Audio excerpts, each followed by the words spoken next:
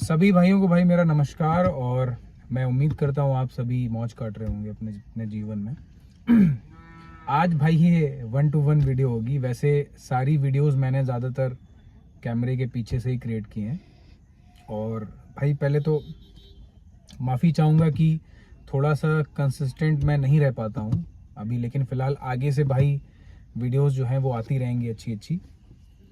आज मतलब मैं काफ़ी टाइम से ये सोच रहा था इस बारे में वीडियो बनाने के लिए, क्योंकि ये बहुत इंपॉर्टेंट टॉपिक है।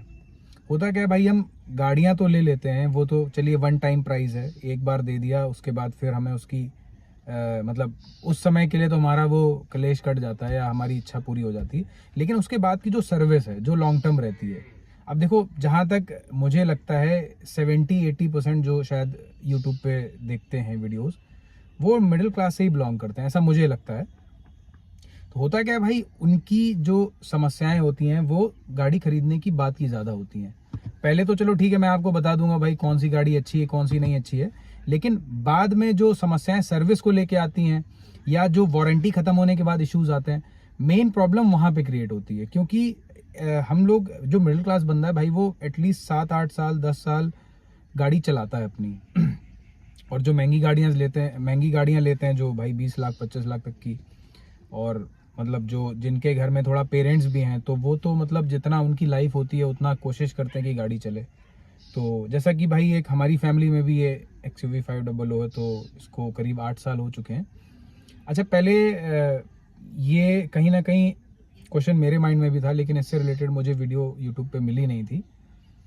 तो होता क्या है, जैसे वारंटी के बाद की हम बात करेंगे कि उसको जो उसके बाद की जो कंपनीज के जो लाखों रुपए के खर्चे होते हैं, मतलब आप छोटी छोटी चीज़ों की, मैं किसी देखो पर्टिकुलर कंपनी की यहाँ पे बात नहीं कर रहा हूँ कि कोई एक पर्टिकुलर कंपनी हो या महिंद्रा हो, टाटा हो या hyundai हो, मैं सारी इन जनरल बात करूँगा कि आप उन चीज़ों को कैसे कम कर सकते हैं। या देखो, गाड़ी में कोई खराबी आती है आउट ऑफ द वारंटी, तो आपको सही तो कराना पड़ेगा। वो फिर चाहे आप कंपनी से कराओ या फिर आप बाहर अच्छा कोई कारीगर ढूंढो उससे कराओ। होता है क्या है भाई, लोग देखो, कंपनी वाला तो काम जो है वो श्योर शॉट होता है कि ठीक है आपने पैसे दिए मोटे, आपका काम ठीक हो गया, वो रिलायबिलिटी देती है कंपनी, इसमें कोई शक नहीं। लेकिन जो उसकी कॉस्ट होती है वो बहुत ज़्यादा 10 टाइम्स ज़्यादा होती है। अगर कुछ कुछ कामों में अगर आप देखेंगे तो मुझे लगता है 10 टाइम्स ज़्यादा होती है जो आप बाहर काम करा सकते हैं। तो उसी के बारे में बात करें, क्योंकि मुझे ये एक्सपीरियंस अब हो गया है, इसलिए मैं ये वीडियो बना रहा हूँ, नहीं तो कोई बनाने का मतलब नहीं था। भाई होता है क्या है, लोग मिस्त्री भी अच्छा ढूंढ लेते हैं, लेकिन दिक्कत मात खाते हैं वो पार्ट्स में। होता है क्या भाई, मिस्त्री देखो कितना भी अच्छा हो, आपने ढूंढ लिया सब कुछ ठीक है, लेकिन पार्ट्स जो है वो थोड़ा इधर उधर कर देता है, क्योंकि उसको भी पैसे वहाँ से जनरेट करने होते हैं। तो इसमें बात करते हैं, सबसे पहली आपकी चेकलिस्ट क्या रहेगी। सबसे पहली चेकलिस्ट तो ये भाई कि मिस्त्री आपका जो है, जिससे मैकेनिक जो है, वो भाई रिलायबल होना चाहिए। मतलब उससे आपके टर्म्स ऐसे हों कि कोई छोटी मोटी दिक्कत अगर उसके बाद भी आती है तो वो आपके साथ खड़ा हो। ये नहीं कि बस आपका काम कर दिया और बस टाटा बाय बाय हो गया, वो तो नहीं होना चाहिए। मतलब इतना नोन हो कि हाँ आप उसे जानते हो ठीक तरीके से। बाहर काम कराने की ये बात हो रही है भाई, कंपनी की हम बात नहीं कर रहे हैं जिसके ऊपर वीडियो है। मिस्त्री मैकेनिक आपने अच्छा ढूंढ लिया, उसके बाद अब जो मेन फैक्टर आता है वो आता है पार्ट्स पे। होता है क्या है कि कई बार हम जो मैकेनिक होता है उसी पे डिपेंड हो जाते हैं कि भाई ठीक है तुम ही पार्ट्स ला के डाल दो। तो वो कई बार क्या करता है, उसमें थोड़ा सा गड़बड़ी कर देता है। वो देखो, उतना मैं ये नहीं कह रहा हूँ कि वो अपने तरीके से खराब करेगा अपनी तरफ से या कुछ वो करेगा, लेकिन उतना बेस्ट वो भी नहीं ला सकता। हो सकता है उसे जिस पार्ट में ज़्यादा मार्जिन मिल रहा हो वो पार्ट डाल दे, वो क्या पता आपकी गाड़ी के लिए रिलायबल ना हो। अब जैसे मैं बताऊं आपको, एग्जाम्पल के तौर पे बात करें तो जैसे मैंने इस गाड़ी का XUV 500 का अभी सस्पेंशन का काम बाहर ही कराया था। कंपनी में भाई वो 80-90 हज़ार 1 लाख रुपए बता रहे थे, आगे का पूरा बुश भी कटे हुए थे। मैंने किस तरीके से काम कराया, मैंने सबसे पहले तो मैकेनिक वाली बात हो गई भाई, वो अच्छा रिलायबल ढूंढा। उसके बाद जो पार्ट्स थे उसमें ब्रांडिंग होती है आपकी।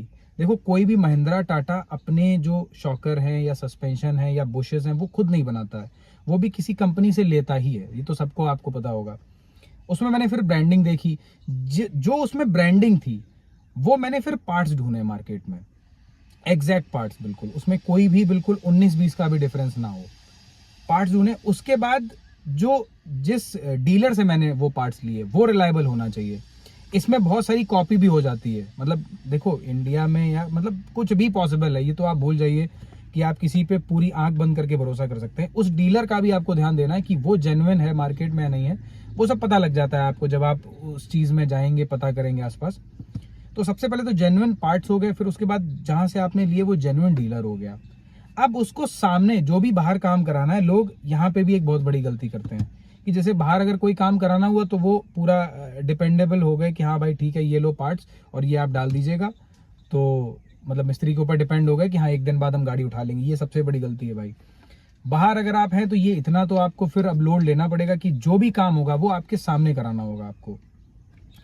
और फिर मैं आपको ये भी बताऊंगा कितने पैसे इसमें बचे। तो ये तो मैंने आपको बात बता दी, उन्होंने 1 लाख रुपए का खर्चा बताया था। मैंने पार्ट्स ढूंढे, करीब करीब पार्ट्स मुझे 20,000 रुपए में पार्ट्स मिल गए इसके सारे सस्पेंशन के। तो यार भाई एक चीज़ के लिए थोड़ा आप कॉम्प्रोमाइज़ कर लेना, गर्मी बहुत ज़्यादा थी भाई तो एसी चलाना पड़ा, थोड़ी सी आवाज़ जो है भाई उसको थोड़ा एडजस्ट कर लेना। तो मैं ये कह रहा था, हाँ ठीक है पार्ट्स आपके सारे अवेलेबल हो गए, वो डीलर भी आपका जेन्युइन था। अब जो भी आपको काम कराना है वो अपने सामने कराना है सारा। और उसके बाद कुछ चीज़ें ऐसी होती हैं जो जैसे आपका मैकेनिक आपको बताएगा कि भैया इसमें छोटी सी दिक्कत है, रिपेयर हो जाएगी, बस वहीं पे वो गलती आपको नहीं करनी है। वो जो पार्ट है वो नया ही वो आपको रिप्लेस ही कराना है। इसको फैन को कमी रखो, वो रिप्लेस ही कराना है। बहुत से लोग क्या करते हैं यहाँ पे कंजूसी कर जाते हैं, वो कहते हैं अच्छा ठीक है रिप्लेस हो रहा है तो अरे सॉरी मतलब अगर ये रिपेयर हो सकता है तो उसको रिपेयर कर दो। वो सबसे बड़ा दिक्कत है। वो मतलब अगर उसमें भाई 50% भी दिक्कत है, 50% वो रिपेयर होके सही हो सकता है, भाई मत कराओ पार्ट, उस पार्ट को भी चेंज करो। होता है क्या, एक बार गाड़ी खोलने में जो बाहर का जो मिस्त्री खोलता है तो भाई उसमें ही बड़ा मतलब वो हो जाता है कि गाड़ी खुलती है, मतलब पूरा कंपनी फिटेड जो पहले से होता है वो जब बाहर आप किसी काम को कराते हो वो खुलता है। तो दोबारा की गुंजाइश मत रखिए। सबसे इम्पोर्टेंट तो बात ये हो गई। बहुत सारे लोगों को मैंने देखा है कि वो बाद में फिर इश्यूज इसी वजह से आते हैं कि वो वहाँ पे कंजूसी कर जाते हैं। तो ये तो आपका सारा इसका क्लियर हो गया कि आपको मतलब बिल्कुल भी कॉम्प्रोमाइज़ नहीं करना है किसी भी पार्ट में। अगर वो 50% या 40% भी खराब है तो आप अगर वो मतलब मैं ये नहीं कह रहा हूँ कि शॉकर जैसे जो महंगे पार्ट्स हैं उनकी बात नहीं कर रहा हूँ, जो मतलब आपकी रेंज में आते हैं पार्ट 2-4 हज़ार या 2-3 हज़ार रुपए के पार्ट्स हैं, मैं उनकी बात कर रहा हूँ। ठीक है, तो ये सारी चीज़ें हो गई। और उसके बाद आप बिंदास मैकेनिक से काम कराइए और मैं आपको गारंटी देता हूँ कि भाई इसमें आपको मतलब ये हेजिटेशन मैं आपकी मिटाना चाहूँगा। जैसे मैं अगर आपको बताऊं तो पार्ट्स चेंज कराने के बाद हम लोग शायद इसको 20,000 चला चुके हैं तब से, तो अभी तक कोई दिक्कत नहीं आई। जैसी ये गाड़ी नए पे चल रही थी बिल्कुल वही फील है, मतलब कोई कॉन्फिडेंस लूज नहीं हुआ है। और मतलब एक जो नई गाड़ी में जो सस्पेंशन का जो शॉकर का फील आता है वही फील है, क्योंकि पार्ट्स हमारे सारे ओरिजिनल थे। तो इससे होता क्या भाई, आप बहुत पैसे बचा सकते हैं। मैं आपको सही, और मैं ये भी बताऊं आपको कि कंपनी वाले इसका 1 लाख रुपए बता रहे थे कि सस्पेंशन में आपका लगेगा, और ये हमारा काम भाई 40,000 रुपए में हो गया, मतलब 60,000 रुपए बचे। अच्छा उसके बाद फिर क्या हुआ, उसके बाद फिर इसके एसी में ही प्रॉब्लम आई। इसका कूलिंग कॉइल जो था वो शायद ख़राब हो गया था।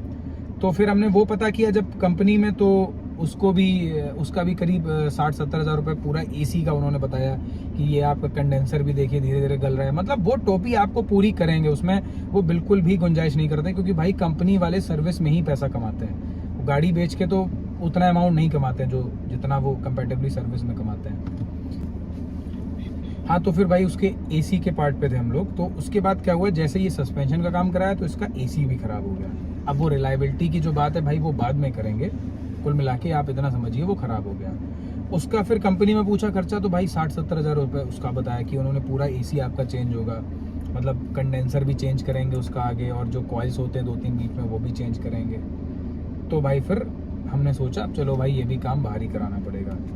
और देखो मैं आपको ये सारी बातें बता रहा हूँ, यहाँ पे बात ये नहीं होती है कि कोई अफोर्ड कर नहीं सकता है कि मतलब वो कंपनी में काम हम करा नहीं सकते, तो ऐसा नहीं होता है। लेकिन बात दिमाग की आती है कि भाई जब वही काम हम 1/3 रेट पे करा रहे हैं बाहर मतलब, और उसी क्वालिटी के साथ, तो फिर हम यार क्यों एक्स्ट्रा पैसा देंगे, बात यहाँ पे है। तो उसके बाद फिर वो हमने जो बाहर से काम कराया भाई वही काम हमारा 20,000 रुपये में हो गया। मतलब सारी चीज़ें चेंज हो गई, हमारा कंप्रेशर भी चला गया था क्योंकि इसमें गैस लीक हो गई थी। गैस लीक के बाद एसी को यूज़ किया तो उसने कंप्रेशर को जाम कर दिया।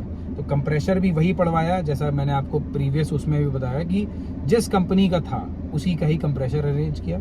हाँ, वो थोड़ा सा एक आपके लिए हेक्टिक काम हो सकता है कि उसको अरेंज करना थोड़ा सा मुश्किल है, लेकिन भाई फिर वो पीस ऑफ माइंड भी हो जाता है। अब जब तक इस गाड़ी की लाइफ है मुझे उस चीज़ से दिक्कत नहीं आएगी। तो इस तरीके से मैं अगर आपको बताऊं दोनों चीज़ों को कंबाइन करके, तो मैंने शायद लाख रुपए से ऊपर बचाए।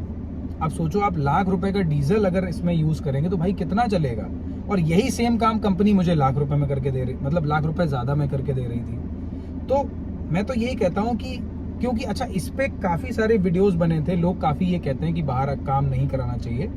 देखो, मैं भी इस चीज़ से काफ़ी हद तक वो करता हूँ कि ठीक है, अगर आपका वो काम बजट में है कि मतलब बाहर से अगर कंपेयर कर रहे हो आप, तो मतलब 2-4, 5,000, 10,000 का डिफरेंस आ रहा है तो ठीक है, आप करा लो, कोई दिक्कत नहीं। लेकिन अगर डिफरेंस बहुत ज़्यादा है तो फिर बाहर कराने में कोई दिक्कत नहीं है। जो मैकेनिक होते हैं भाई, जैसे वो अंदर है वही मतलब बाहर होते हैं। बाहर मुझे लगता है और ज़्यादा ट्रेंड होते हैं। बस दिक्कत आती है केवल पार्ट्स में। पार्ट जो वो डालते हैं वो शायद उनमें रिलायबिलिटी में इशू हो सकता है। मैकेनिक में मैं नहीं मानता हूँ, निकले तो वहीं से हैं। मुझे लगता है जितने मैकेनिक जो आज अच्छे बाहर काम कर रहे हैं वो भाई पहले महिंद्रा या टाटा या जो भी कंपनी से इनमें सब काम किया हुआ है, उन्होंने अच्छी लेवल पे काम किया हुआ है। तो ये जो मिथ है, मतलब ये मैं आप सभी जितने भी भाई हैं मेरे, मैं उनका दूर करना चाहूँगा कि अगर आप पार्ट्स पे ध्यान दीजिए और आपका मैकेनिक रिलायबल है तो आपको इसमें कोई इशू आने वाला नहीं। और भाई पैसे बचाइए, हमारे पास भले हो भी क्यों ना यार, लेकिन फिर भी यार मतलब मैं तो सोचता हूँ ये वाइज डिसीजन नहीं होता है।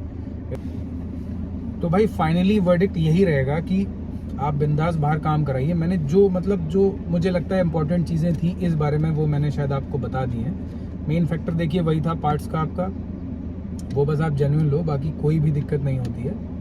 और इस गाड़ी में मैंने जो ये बाहर काम किया, लॉन्ग टर्म भी मैं इसका एक बार आपको बता दूंगा कि उसमें कोई दिक्कत तो नहीं आई है, मतलब कैसा परफॉर्म कर रहा है वो चीज़, तो उसका मैं अपडेट आपको टाइम के साथ दूंगा। अभी तो खैर उतना ज़्यादा रन हुआ नहीं है, 15-20 हज़ार चली है उसके बाद से, तो अभी तक तो कोई दिक्कत नहीं है, अभी तक तो बढ़िया चल रही है। और बाकी ये है भाई, अब वीडियोस काफ़ी मतलब माइंड में है इस टाइप की क्या मतलब, अब कोशिश करूँगा कि थोड़ा सा रेगुलर रहूँ आप सभी लोगों के साथ, क्योंकि भाई मैं ये मानता हूँ जितने भाई भी ये देखते हैं वीडियोस मेरी, वो यार सारे वैल्यूएबल हैं, और मैं कोशिश करता रहूँगा इसी टाइप का कंटेंट आपको दूँ।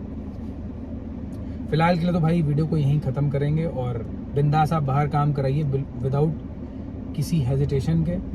हाँ, अगर आपको रुकना कहाँ पे, अगर आपको पार्ट सेम नहीं मिल रहा है तो फिर आपको फिर थोड़ा सा देखना है, फिर तो चाहे आप कंपनी से डायरेक्ट कुछ मतलब अपना बाहर थोड़ा आउट दूसरे दरवाजे से आप उसको पार्ट को मंगवाइए। आप समझ गए होंगे मैं क्या कहना चाह रहा हूँ। तो बाकी किसी टाइप की कोई भी दिक्कत नहीं है इस चीज़ में, और अपने पैसे बचाइए भाई, उसको सही जगह इन्वेस्ट कीजिए।